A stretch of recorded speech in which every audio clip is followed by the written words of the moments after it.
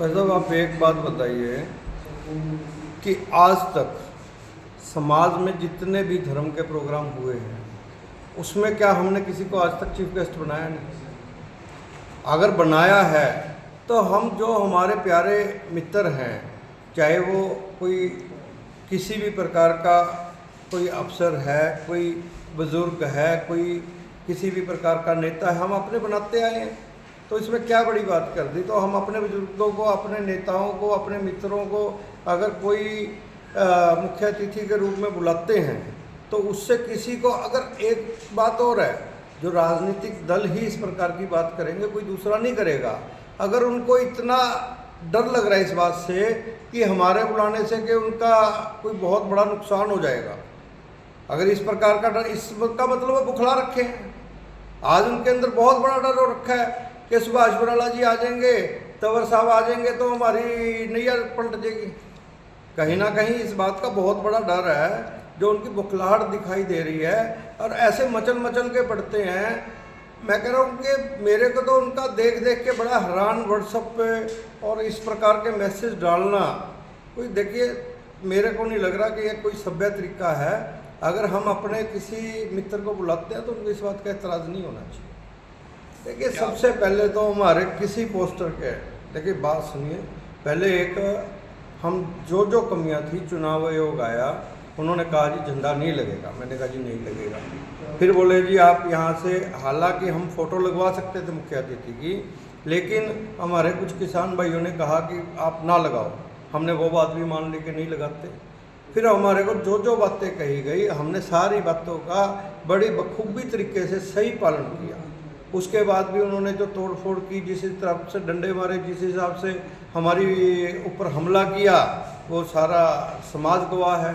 आप लोगों को मेरे से ज़्यादा उस चीज़ का मालूम है कि किस तरीके से हमारे ऊपर हमला हुआ है। देखिए भाई साहब, किसान हमारे भाई हैं, जो सही तरीके से किसानी कर रहा है, उसके पास तो, मेरे भाई के पास इतना टाइम ही नहीं है। ये तो कुछ राजनीतिक लोग हैं, इन्होंने एक दो वीडियो में भी साफ तरीके से बोला है। जब आप लोग इनसे पूछोगे ना तो ये साफ तौर पे बताते हैं कि जी हम किस पार्टी पे हैं और किस पार्टी के लिए काम कर रहे हैं।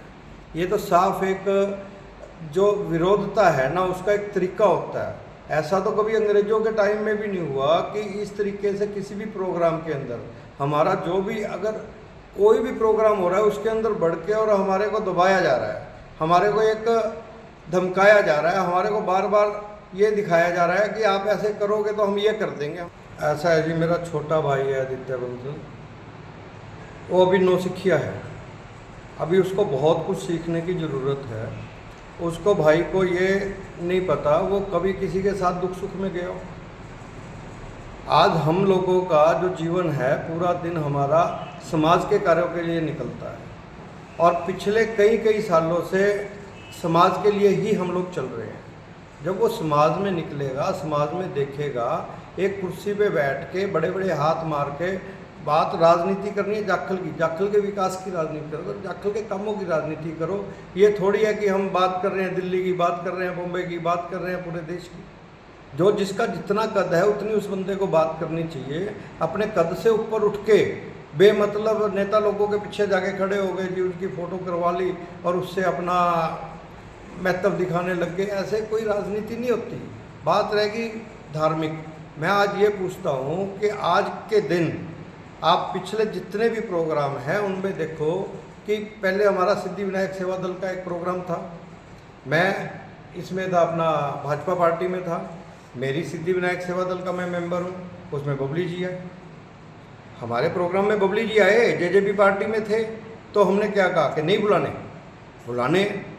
पार्टी का इसमें कोई मतलब नहीं है, कोई ना कोई मुख्य अतिथि बनता है। अगर मुख्य अतिथि ये बन गया तो आम आदमी पार्टी को आज इतनी मिर्चें क्यों लग रही हैं कि उनको बड़ा डर हो रखा है कि हाँ जी हमारे बराला जी या तंवर साहब आ जाएंगे तो इनकी लुटिया लुट जाएगी। तो अगर इतना वो रखते हैं, संयम रखें, संयम से काम लें। लोगों का वोट मांगना हमारा अधिकार है, लोगों को अपना काम दिखाएं और अपना वोट मांगें। लेकिन मेरा छोटा भाई अभी थोड़ा, कोई बात नहीं, धीरे धीरे सीखेगा। मेरी शुभकामनाएं उसके साथ हैं। बिल्कुल 100% है। इसका सही आप अनुमान इस बात से लगा सकते हैं कि कल तक निशान सिंह जी का इनके द्वारा बहुत भयंकर विरोध किया जाता था। जब तक वो जेजेपी पार्टी के प्रदेशाध्यक्ष थे, उनका हर समय गाड़ियाँ रोकी जाती थी, पथराव किया जाता था, हर प्रकार का उनका विरोध होता था, गाड़ियाँ घेरने का काम किया जाता था। आज जब वो कांग्रेस में चले गए, उसके बाद बताइए आप कि कौन सी गाड़ी घेरी जाती है, आज उनका स्वागत हो रहा है। तो इससे ऊपर राजनीति से प्रेरित क्या हम सबूत दे सकते हैं?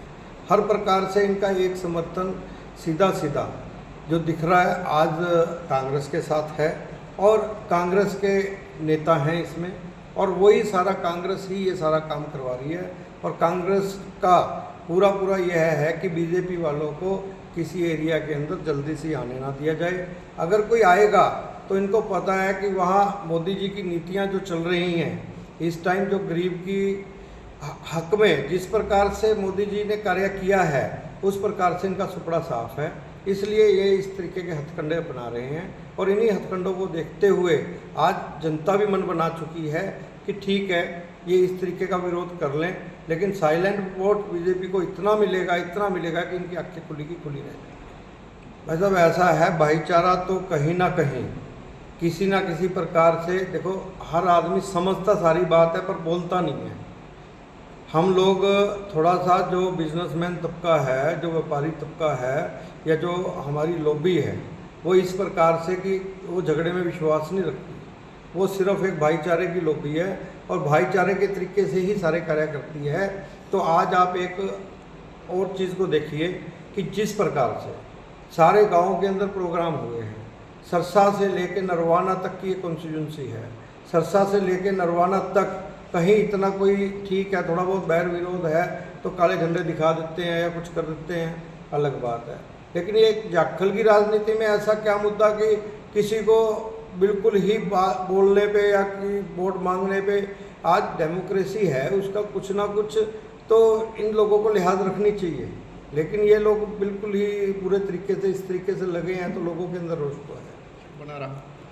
पुलिस प्रशासन के ऊपर कई तरीके से हमले हुए, और जिस तरीके से अंधेरे का टाइम था, अंधेरे का फ़ायदा उठा के पुलिस प्रशासन के ऊपर भी जिस तरीके की कार्रवाई हुई, बड़ी शर्मिंदगी और शर्म की बात है कि इस तरीके का काम हुआ, उसकी मैं बहुत गौर निंदा करता हूं।